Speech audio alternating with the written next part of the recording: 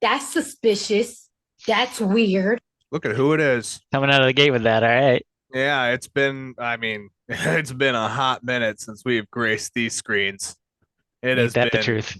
man, I've been in a Bed Bath and Beyond more recently than I've been on screen, and that's saying something because that Yeah, for company's real. basically dead.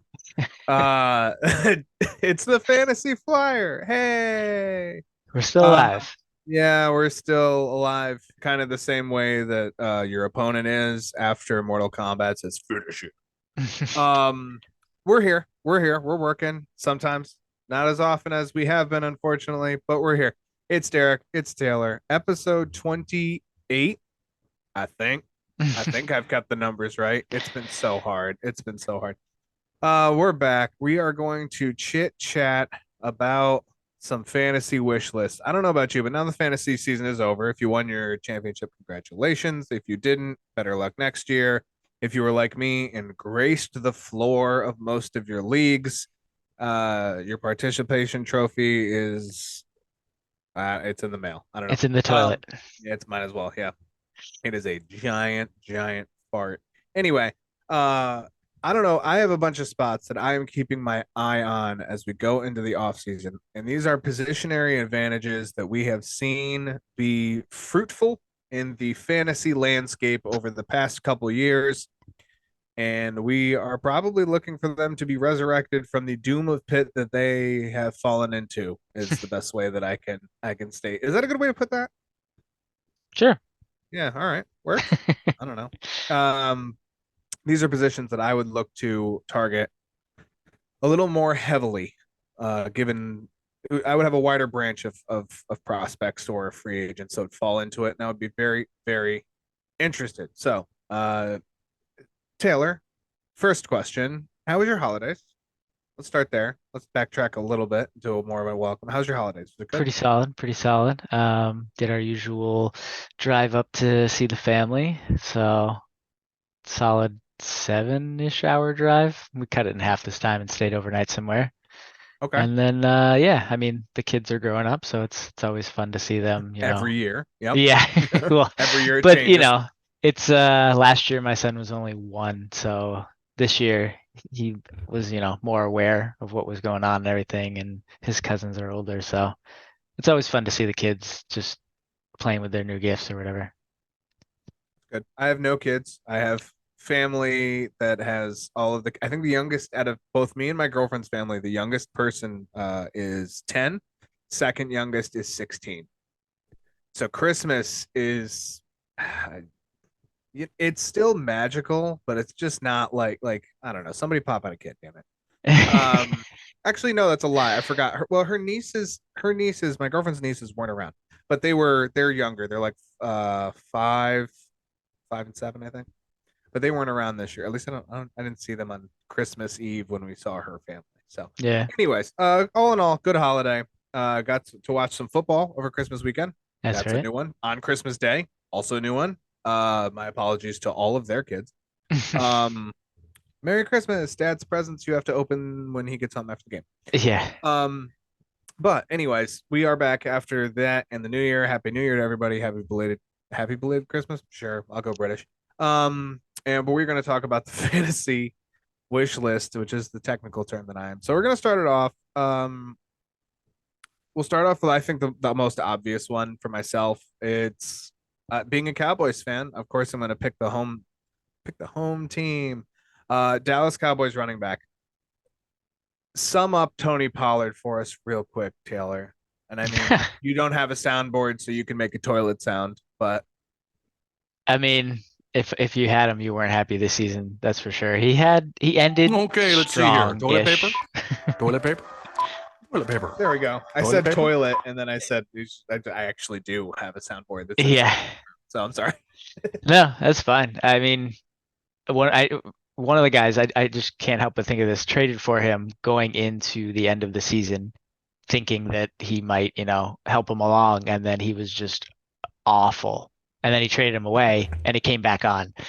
But he was just not consistent at all. And the games where you thought he should have done well, he didn't. There was just no rhyme or reason. So much opportunity there, and Mhm. I think there was a good portion of us who were sitting there going, Dallas didn't sign him to a deal, and that's silly.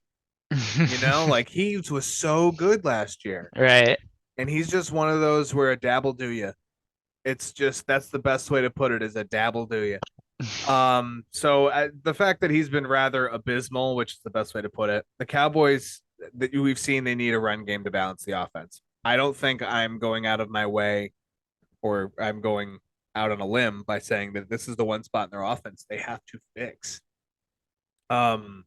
McCarthy's been solid when it comes to maintaining the offense without this rush attack. He's been a very, very okay to good play caller. I wouldn't say he's been amazing. He's done some things that I have thrown ice cream at my TV over. But That's a damn shame.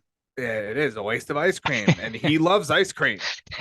But this is why they didn't give Pollard a deal, and they're trust the executives over all of it, right? Yeah. Draft one, sign one. In my prediction, they have different values in the league, so we know we don't know, but we're pretty sure as a fantasy community that Tony Pollard's not going to be there next year, and if he is not going to be the one. I guess that's a better way to put it. I think it depending on where you go, this is a home run, but it depends on where it comes from. There are a lot of good free agent running backs. I'm less enthused about those that they would have to sign. I'll be honest. Number one, the cap situation is not going to get easier for them going forward. Point blank. I think when we did our mock draft, I pointed out, which was the last show we did, they don't really have the cap to go throwing this money non-tagged at somebody who is going to do that, or is going to be 27, or is going to be possibly injury prone, or doesn't perform the way that, to be honest, Ezekiel Elliott did in 2020, where this offense, I wish they had a little bit more accurate quarterback at that time. That I wish they had Dak in 2023 in 2020 because that probably would have been more of a Super Bowl team. But here we are. I think if you're signing one, it's more redraft. If you're gonna draft one, there is not a dynasty. I mean, the positionary, we talk about landing spots all the time when it comes to drafting somebody. That is probably a top 3 running back spot to land, in my opinion. Pulling up, I have to go back and do I completely didn't do this. I'm such a silly guy. The prospects, just talking about our prospect sheets. I know I drafted Travion Henderson in our mock draft, and perfectly fine idea. There's not a guarantee he's going to be there. He could go back to Ohio State. I think he probably will. I just realized I totally botched spelling Donovan Edwards' name in this document. I don't hate Trey Benson. I don't think Jonathan Brooks has this. I mean, the speed's okay, I guess. Blake Corum would be great too. First round pick is obviously not. I don't think any of these guys are first round caliber.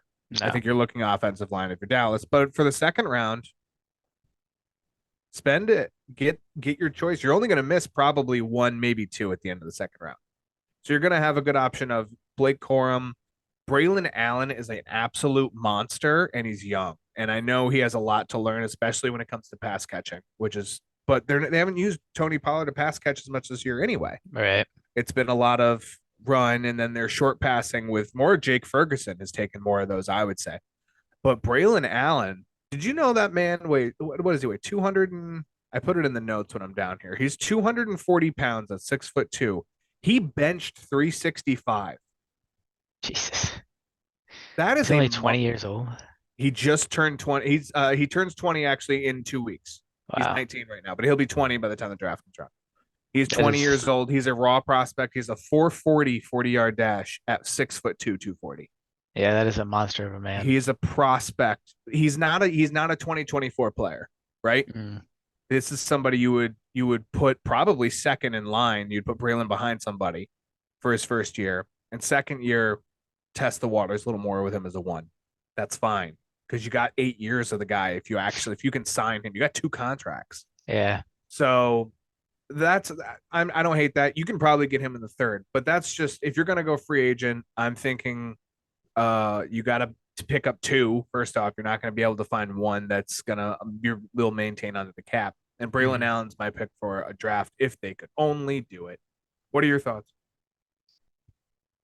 I am not as deep into the prospects at this point, but yeah, I think a second round pick makes sense for them at running back.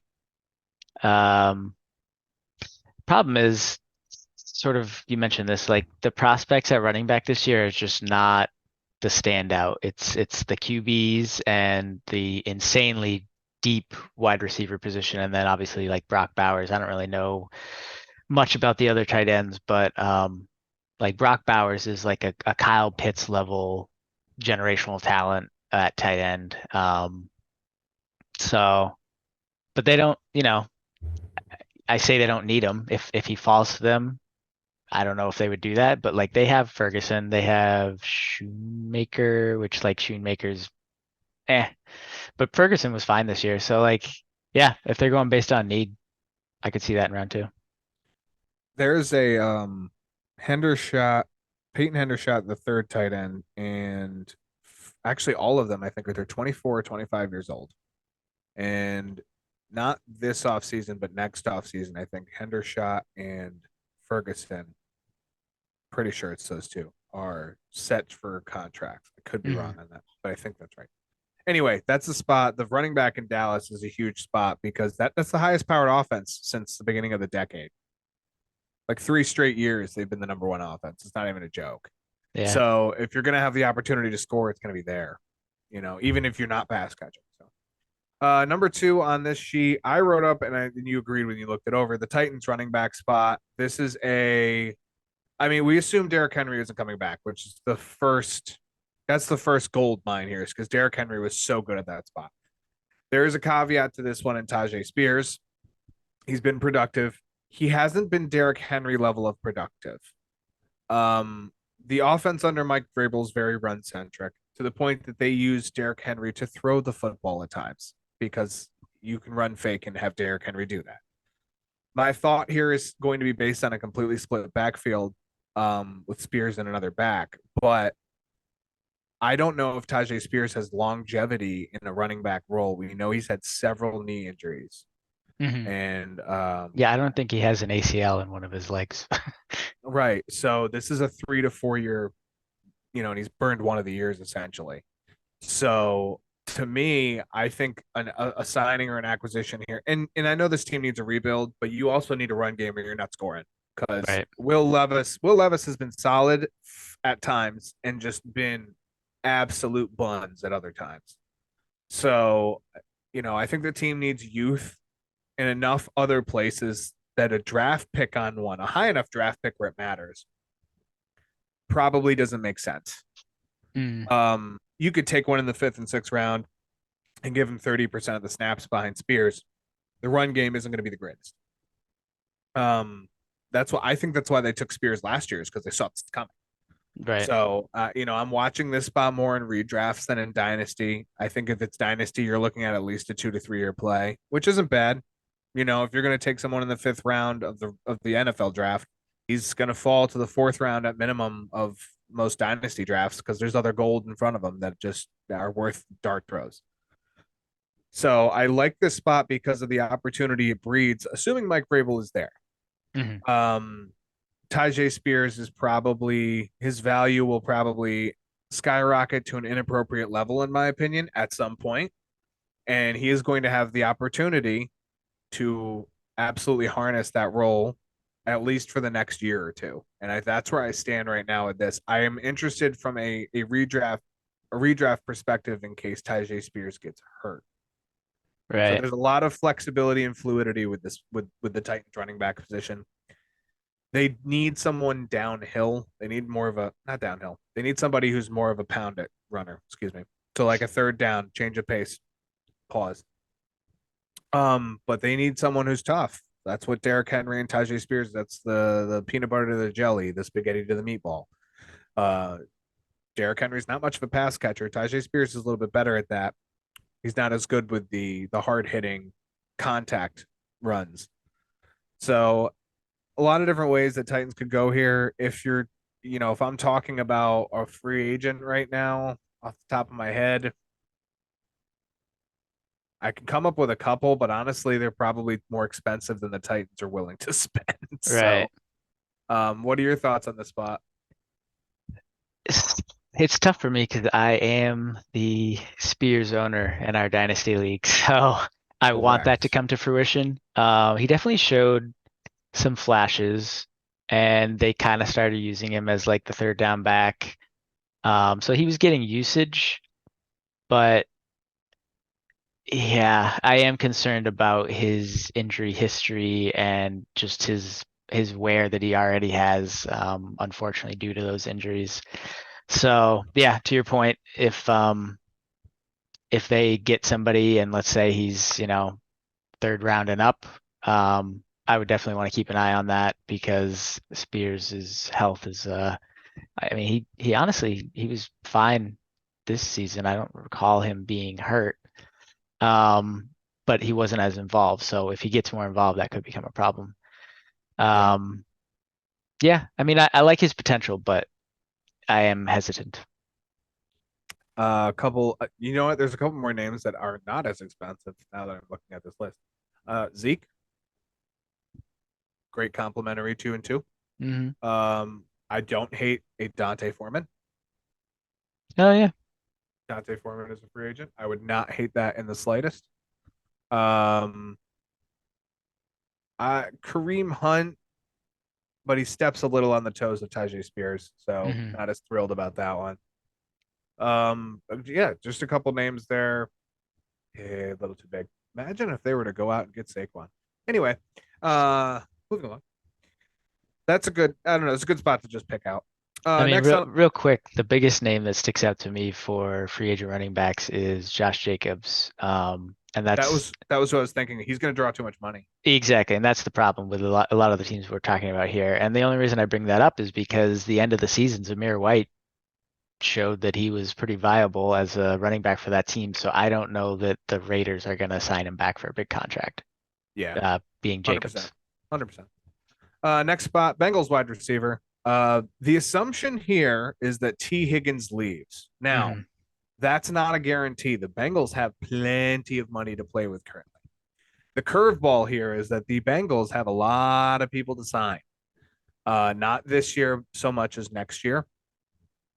Um, Let me actually double check how much or who they have to sign as I'm sitting here. Let me click on contracts and not be an idiot. But anyway, Joe Burrow. There we go. Expires. Tyler Bate. We'll try that again. Tyler Boyd, Jonah Williams. Of course, T. Higgins is a free agent this year. This is gonna skip on me, and I don't like it. Chidobe Awuzie on the defensive side, which that defense needs help. Drew Sample, Travion Williams. I mean, I'm skipping names too as I go along. They have about 20 free agents. DJ Reader, their defensive tackle. So there's a Hmm. lot of spots defensively that they need to focus on. Um, the cap goes, obviously the 20 million that goes in the cap that helps them. But with that said, I kind of like the idea of a draft pick here if you're not re-signing T. Higgins. Now, there's enough of a market for T. Higgins where if you don't feel comfortable spending the money, he's going to find it somewhere else, Yeah. especially with this cap situation that we have. So the presence of Jamar Chase makes this appeal. I think this only appeals really to dynasty leagues to start. Not to say that T. Higgins didn't have redraft value. He obviously did. But it depends on where you're going to land with Tyler Boyd? Are you re-signing him? Are you re-signing a different third wide receiver? Are you going to re-sign only Trent Irwin or something like that? I could see second, maybe third round. Fourth would probably be a stretch, but a wide receiver in those rounds to pair behind Chase. Obviously, with the way that offense is, I'd be interested with anyone Joe Burrow there. It's just a good combination. Maybe like a Troy Franklin, who's for some reason falling well into the second round on most mock drafts. I like Troy Franklin a lot. Could be perfectly fine there. But in general, what are your thoughts on this spot? Yeah, I don't see T. Higgins coming back. I also don't exactly remember if Mixon's contract is up, but I didn't see it. okay. I mean, he didn't have the best year, and they do technically have what, Chase Brown? Yeah. So they don't necessarily need anything there. Yeah, I mean, I secretly like, I say secretly, it hasn't been much of anything, and he was hurt most of the season, but I like Charlie Jones. Um, that being said, the Bengals are currently projected at like the 16th pick. When we Yep. did our mock, they were at 17, and we had them, I forget who it was. I think it was me, had them taking, no, it was probably you, Rome. Romadunze. Yes. So, I think if he was to fall to them at 17, let's be clear, they might look at that as an opportunity. yeah, That's not to say that that would fit in there. right. And it's not to say that they have other pieces they won't need to fill, to your point about all the people that they need to figure out how to resign. Correct. So, but yeah, I mean, obviously what we're doing here is trying to identify positions that are fruitful for particular teams and that have vacancies coming up. And I think this is exactly one that we should be looking at, because Burrow has been proven himself to be able to support two fantasy viable wide receivers. Yeah, and he should. Mhm. Next one, we're not going to spend too much time on because it's probably there's a 30 to 40% chance it's already solved itself because of where this is in the draft. Cardinals wide receiver. Okay. So the first thing a lot of people are probably going to spit their coffee out at this take. Number one, the Cardinals wide receivers were not very viable because Kyler Murray wasn't around. I don't know if you've noticed, but Greg Dortch is all of a sudden very viable again because of all of the weeks that either Marquise Brown or Rondale Moore or both have missed. And Trey McBride he's a great tight end. Like at this point, Zach Ertz should have been a free agent. I noticed that he never signed with anybody. I noticed that he was like, I'm going to sign with a contender. And the contenders were like, sure you are. So, but if they're going to land where they are, which right now I believe is two, I think so. they're two in or three. No, they won. They beat the Eagles. So they got to be either two or they're probably three. Anyway, I think Commanders are two. Oh, actually, what I'm looking at has them 4, and yeah, That Commanders makes 2. sense. Bears, Commanders, Patriots, Cardinals. Yeah. There's still a 30% chance Marvin Harrison Jr. falls in their lap. Because the Cardinals wide receiver spot I think will be perfectly fine, especially if you can get Kyler 100% back to rushing. It doesn't look like he is.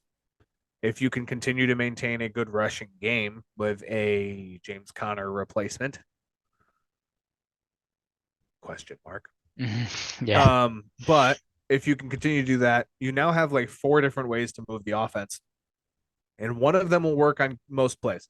So, the focal point in this offense is going to be, should he go there, Marvin Harrison Jr. I don't hate on Michael Wilson being a very, very spunky number 2. He is still a very tall wide receiver who can win battles. He had a touchdown against, I think it was against the Eagles. Maybe it was the week before. It was a good touchdown. It was fun to watch. Good for the kid. Steal in most drafts. I just think it's an interesting spot to look at, especially if they don't end up with Marvin Harrison Jr. Marquise Brown is a free agent.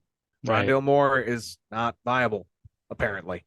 I honestly think if they were to sign nobody, Michael Wilson would be the one there. And it's just interesting to see if the team can get healthy and have Kyler for the whole season, what they can do. Yeah. It's interesting to think if, and this is not likely, if they didn't sign anybody noteworthy, and they didn't take Harrison in the draft. If their number one was Michael Wilson, would Greg Dortch be their number two? Yeah. That's crazy. I mean, you'd have a fight between Moore and Dortch at that point. Yeah. To be fair, I mean, but Dortch has run great. He's become a much better route runner. yeah, yeah. No, when the other guys are hurt, he's filled in perfectly fine and been honestly like DFS viable. Yeah, I don't see why the Cardinals wouldn't snag any wide receiver if they can. I don't think they're gonna do anything to overtake Murray, even though doesn't really have the running as much as he used to. There was, it was night and day when he was gone and came back. So I mean, Gannon said this past week, he goes, "That's our guy." yeah, He was very public with he's number one. So at the fourth overall pick, even if you have a Jaden Daniels or a Drake May somehow fall there, they ain't gonna take him. Yeah. They'll sell their pick. Their pick becomes a lot more valuable. Right. To like the two teams we're going to talk about in a little bit. But yeah. So I think the TLDR is they need a number one wide receiver. If they don't re-sign Marquise Brown, then they're probably going to get somebody in the draft.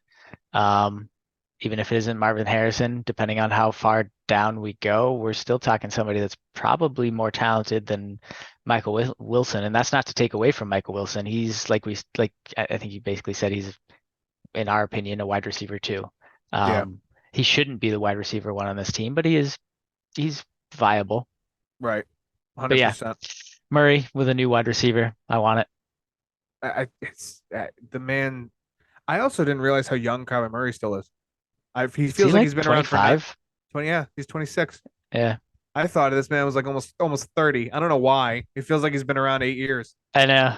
I don't know. Next spot on the list, Chargers tight end. There's two reasons I put this here. Okay. One, the Chargers are going through some key offensive changes, both in 2024 and in the case of 2025, probably at the tight end too. I'm assuming they're going to refill this position with somebody else. Mhm. It's going to be very bland if they just re-sign Gerald Everett. But we'll move on. The rest of the offensive changes during this time frame should be much more clear this offseason by the direction that this front office takes. We have a fresh front office, mind you. Team GM is new. Coach is new. Generally, that means changing of the guard.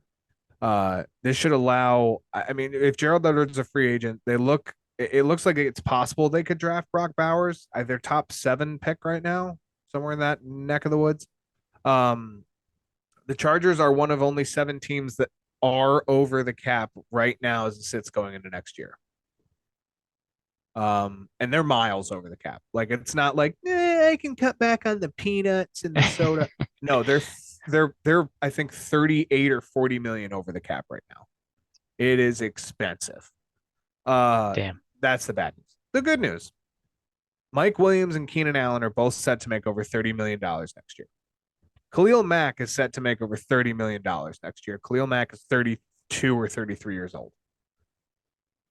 I think one of the wide receivers, probably Mike Williams, and Khalil Mack become free agents out and clear.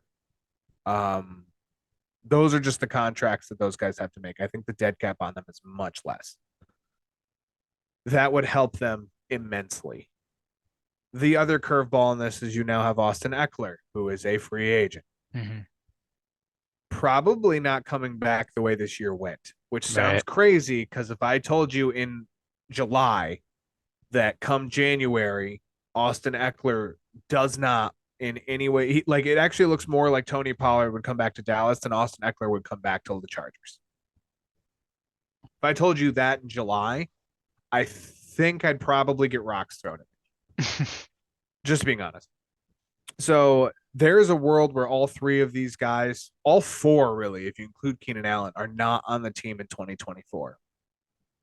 Do I think that's likely? No. I think Keenan Allen out of the 4 is most likely to stay, and it's a distant second to like Austin Eckler. Yeah. But that makes the spot super interesting for me because let's play the what if game. they take Brock Bowers at 7. Maybe a hair early, right? But offensive line isn't the worst. It's the greatest way to save cap, right? You're not going to take, you can even take a running back later. You can take a running back in the 3rd round and sign one on a cheap deal and build around the defense that is also going to need some retooling. But if you can even take a replacement wide receiver, should you want, because Quentin Johnston is probably in the same vein as Michael Wilson. He's looking like wide receiver 2 is probably his ceiling. I mean, barring a great breakout, he's a great athletic prospect. His hands haven't kept up with him yet. So after one season, I'm optimistically uncautious of saying that. I should say I'm pretty confident that, you know, he could have a great first few games and I could shut up, you know, going into 2024. But until that happens, I won't. So for me, Justin Herbert's the only one who's locked into this offense. For me, if I'm looking at this offense, that is who is locked there. And I love the idea of being in an offense that should have 350 passing yards a game. Right. Quentin Johnston is like gonna be there. They drafted him. They spent draft capital on him. You know, it's not like they were like, yeah, we'll blow a 1st round pick. Like, he's going to be worked on. It's just, what else is there? Because the way I see it, there's 4 other spots. Yeah. No, to your point, any receiving option for this team is going to be something you want to look at. And Keenan Allen sort of aging out. Mike Williams, unfortunately, always hurt. And honestly, obviously he's not as old as Keenan Allen, but he's getting older. Like, he's going to be 29 maybe. Keenan Allen is 30. No, sorry, I was talking about Mike Williams. Oh, he's 29 right now. He's going to be turning 30 next year. Wow. Yes. Yeah. Yeah. Both of them are on. They're the hill. Like, they're cresting. So yeah. More Williams than Keenan, because we've seen what like Mike Evans can do. Like, it's not just exactly condemnation, but yeah. I mean, Keenan Allen has, you know, sort of adapted, if you will, and it's sort of become more of a slot guy, I guess, in his older years, and is doing fine at it. So, yeah, I would see them, to your point, re-signing him over Mike Williams, and then with QJ being in his 2nd year, they gotta try to make it work with him at least for one more year. So, yeah, if they have 2 of these guys and stick with like Josh Palmer or whatever, and then go after a tight end and it's somebody viable like Bowers, yeah, I would for sure be in, because he would be at least the number 2 receiving option, if not, with Allen's age, might emerge as the number 1. Yeah. The other positive sign, and I'm looking this up, this is why I've been typing the entire time, because I had just had a little ding in my head. Kellen Moore, who is essentially inherited this offense, right? And for what it was worth, he didn't do a horrible job. He did okay. Like, there's a reason they didn't fire him and they fired Brandon Staley. And a lot of that is around the fact that Staley was a defensive coach and the Los Angeles Chargers had negative defense. But Kellen Moore is obviously, at this point, he's obviously sticking around. I think he would have gone with the first batch if it was going to happen. He was hired by Dallas in 2015. He had the brilliant idea to continue to essentially break through with Jason Witten, as Witten hit way too many. I mean, not way too many, but he was old when he retired. Like, he was, for the tight end position, he was effectively old. Like, Travis Kelce's hitting old for the tight end position. Right. It is what it is. But that offense never made Jason Witten anything with a good quarterback, a passing quarterback, Tony Romo first, then Dak Prescott, right?